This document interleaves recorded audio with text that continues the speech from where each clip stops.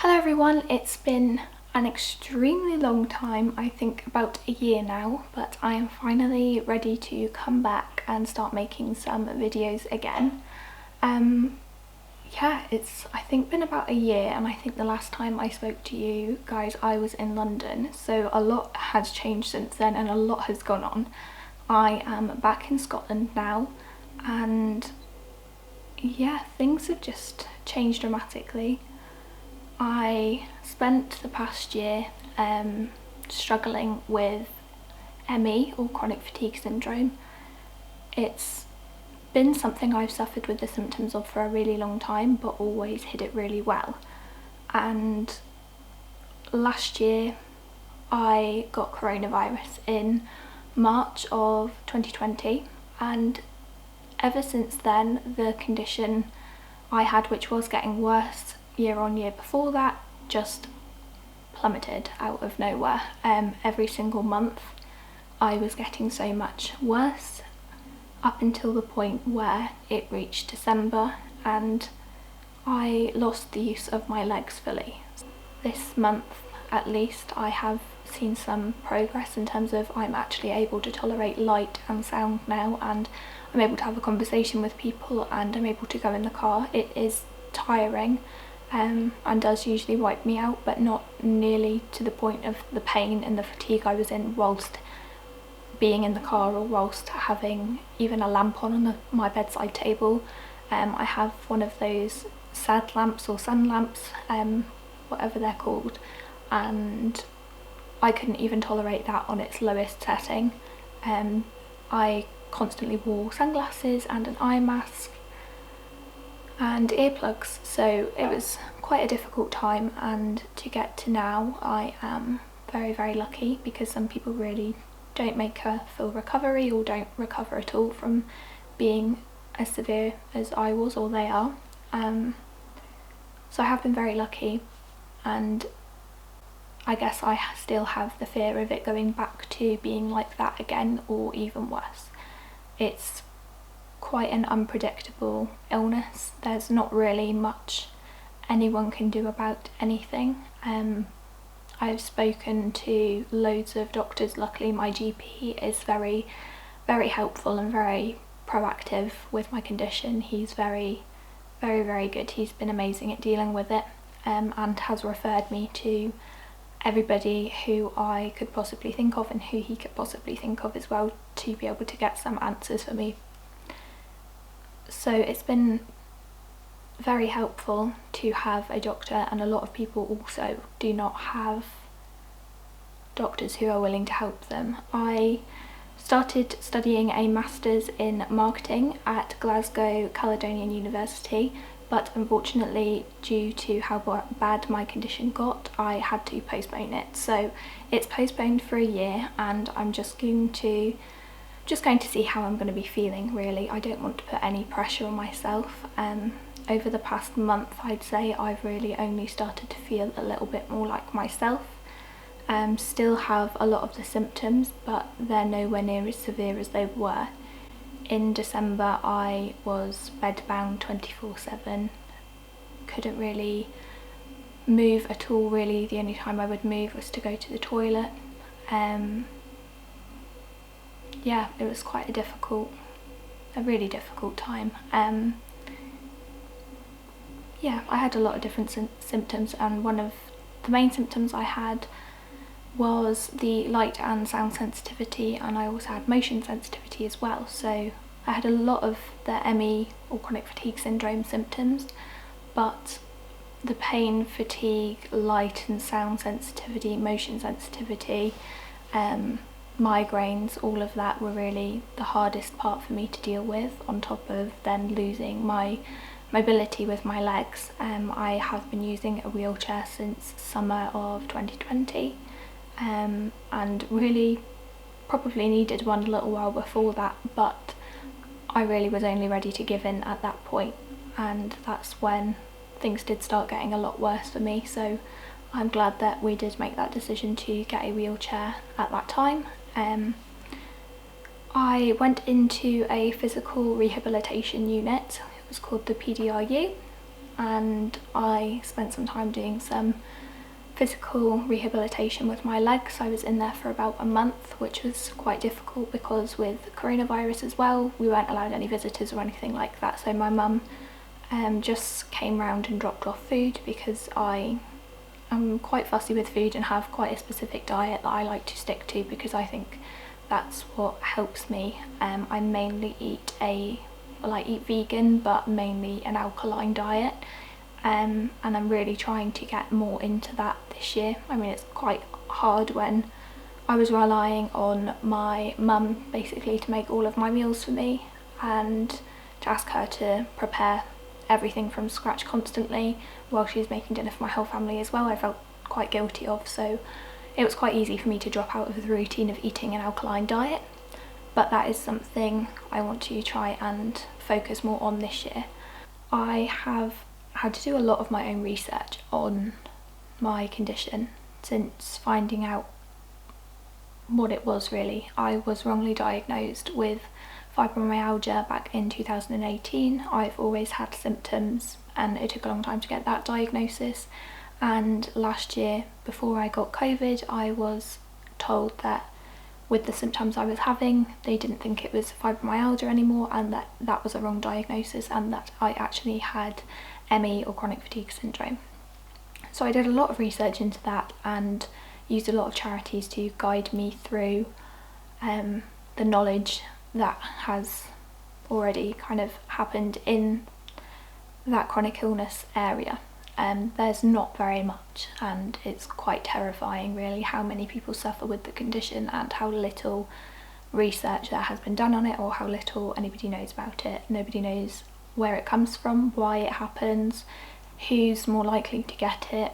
They don't know how to treat it either, which has been the most difficult thing, and I think that's mostly what people around me, like my family, have really struggled with, is they feel, I guess, quite helpless in terms of there's nothing anyone could do. When I was laying in bed and I could not tolerate sound or light or anything, there was nothing they could do to help me with that, and I think they really struggled with dealing with that. My mum has been the most amazing support for me throughout all of this.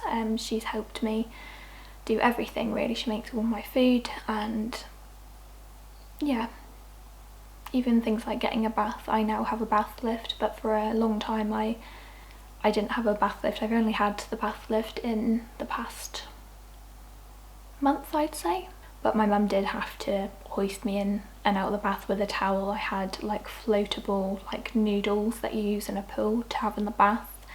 There was lots of different things that we had to think about and work on. I also started transitioning to kind of like a clean beauty and just everything really, everything all natural. So I have like an alkaline diet. I have this book which I really love. It's called Low Tox Life, and yeah, it's an incredible book. Ever since I opened it I really was just like so happy with everything in it, and just it was so interesting just to see that there's so many products we use in our day-to-day lives with so many toxins in them and things that could be affecting my recovery or could be affecting this condition in general. So it's something that I've taken quite seriously. I've started making anything I could, so like toothpaste, I make my own toothpaste now, and things I can't make, then I make sure that I purchase them in non-toxic ways. So anything I purchase, so like my skincare, is all from a non-toxic brand. I have been using Upcircle ever since I went into the PDRU unit, the physical rehabilitation unit, and they have absolutely changed my life. I talked about them on my Instagram the other day just because I'm so like almost overwhelmed of how amazing they are for the price they are. I've spent so much money on skincare in the past and beauty products in the past, and they've never worked. They've never really long-term done anything for me. Upcircle has been probably the only brand I have repurchased again. I'm quite into just trying new things all the time because I've never found anything that really was like, oh yeah, that really works for my skin, until I started using Upcircle. and they're just the most incredible, like fully recyclable, everything's glass, aluminium and things like that, really eco-friendly and sustainable packaging. I've also been using Faith in Nature shampoo and conditioner. I did try making my own shampoo and conditioner, but it really just didn't suit my hair, so I've been using Faith in Nature for a little while now, and yeah, been really enjoying their shampoos and conditioners. I did use Sukin before, but my only issue with it was that I had to keep purchasing the plastic bottles because where I live there isn't a refill station, whereas with the Faith in Nature shampoo and conditioners there is a refill place really close to where I live, which is really good for reducing plastic again. So I've just been really looking into a full, all natural kind of clean everything, diet, household and beauty products, skincare products, even makeup, things like that. I've been purchasing Air Perez and Ilia beauty products for everything since, I think since before Christmas now, so it's been quite a few months, and I've started like changing over everything. So every time I buy a new mascara or a new lipstick or a new foundation or something, it will be from the brand, so I'm just using up the stuff I have because I don't want to waste what I have bought. But there's things like highlighters which I haven't got around to purchasing again yet because I have the iconic London highlighter. I have not managed to even get halfway through the bottle yet, so I want to use that up first before I purchase a new highlighter. But I don't know, when it comes to like Christmas or birthdays or things, those are things that I can ask for too. But yeah, I've been really enjoying just the all natural kind of approach. It's been really helping me. I've started doing meditation again, and I'm thinking about kind of trying to implement yoga a little bit more, the stretching and breathing meditation kind. It's something that's always interested me and I've always been quite drawn to, but I do have hypermobility as well, so that also makes it difficult, but it's always made me crash whenever I try to do yoga. So I did a yoga session this morning, a small stretching and breathing one, and I'm hoping that it doesn't make me crash. Sometimes you don't really know till a couple of hours later or days after sometimes, so I have to wait and see. I'm feeling quite tired just now, but not in the way where I feel like I'm crashing, so I'm hoping that I didn't overdo it, but it is something that I really want to start trying to implement, or at least the meditation aspect, because mental health is so important, and over the past couple of months it's something I really struggled to come to terms with this condition. Mental health has always been such a big thing for me. When I was younger I had anorexia and I had quite severe depression, and then when I'd overcome that and recovered from those two, I then started to get anxiety. Then I got that under control, and then with this condition, kind of depression's kind of crept back in a little bit again, just with being so, I don't know, isolated and so shut off from everything, being constantly in your bed and not being able to do anything. I've come home and I've redecorated my room. Well, my mum's redecorated my room. My room just felt so crammed before, and I felt like it really wasn't helping with me being in bed constantly. It felt just too cluttered. I have decided that I am wanting to take a all natural kind of approach. I started eating, or looking into and starting to implement, an alkaline diet since summer of last year, when things started getting quite difficult, because I found that whenever I ate quite sugary foods, then that was when I would maybe have crashes, or it seemed to be the case for me. Everyone has a different experience with different things, but for me that was one thing I found that was really difficult to deal with, was sugar, and that made me crash. I've tried a lot of pharmaceutical drugs or medicines, or whatever you want to call them, over the past year. A lot of painkillers, tried pregabalin, tramadol, a whole long list of things, quite strong ones too, and I never really found any benefit with any of them. The only medication I am still on now is amitriptyline, and that I have been on since I think the end of December. That was the last one we tried, and it's the only one which I have found has eased a few of the symptoms, so the light, sound sensitivity, motion sensitivity, migraines, and it's also helped my mood a lot as well. Everything else didn't really work, and I really want to move away from pharmaceutical drugs or medicines in general, which is why I'm trying some alternative medicine like herbal extract or herbal supplements to see if they help. I'm not quite ready to come off of amitriptyline just yet, just because I am concerned that if I do come off of them, that all these symptoms I did have would start coming back. I don't know if it is down to that or if there are any other factors involved in me feeling slightly more normal over the past month and able to manage things, but that's something I am going to talk to my doctor about. I have a few different specialists who would be able to give an opinion on the matter and be able to support me through that, which I'm really lucky with. Sorry, Millie's just come in. So yeah, ever since I came out of the PDRU unit, I have been using I used a pulpit in the PDRU unit, and for a while when I came out, then I moved on to the 4-wheel walker and then onto crutches. I mainly rely on a wheelchair to get around in the upstairs of my house, just because the area is quite open and quite big, so it's easier for me to use a wheelchair.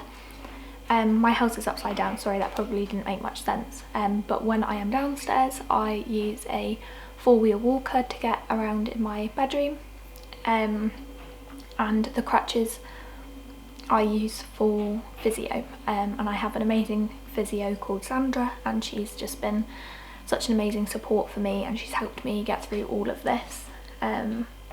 Yeah, so I use the crutches for that. The thing with my condition is basically I can do things, just not for a long period of time. My muscles end up fatiguing really quickly, and it just means I can't sustain it for a long period of time. I guess I'm one of these people that likes to go from A to Z, and I don't like the B bit in between, so I found it really difficult, but I am making progress. I'm not sure if the camera's gone a bit weird. Sorry, Millie's just left again. She's been going in and out of my room, so I'm not sure if I've knocked the camera or something, but it seems like it's gone a little bit. I'm now ready to open up and share more about the condition. Now I'm in an able place to be able to start talking about it, whereas back in December, when I was probably at my most severe, I couldn't tolerate light or sound, so talking wouldn't really have been an option, or having the curtains open in my room weren't really an option, so filming or sharing things was quite difficult for me back then, and now I feel like I'm ready to do that. So I hope you guys have enjoyed this video if you've managed to stick around for this long. If you have and you've liked or enjoyed this video, then please push the like button down below, and also subscribe if you want to see more videos that are going to be coming up. I promise I'm not going to leave it as long as last time. I can't believe it's been a whole year. There's just been so much going on, and I really wasn't in the headspace to come back to making videos, but now I feel more calm and more ready to come back and start creating again, which is really nice. It's something I really enjoy, and I'm hoping that I'm going to be able to start sharing weekly videos with you guys, so fingers crossed all goes to plan. And if you want to see the videos, then subscribe, and I'll see you next time.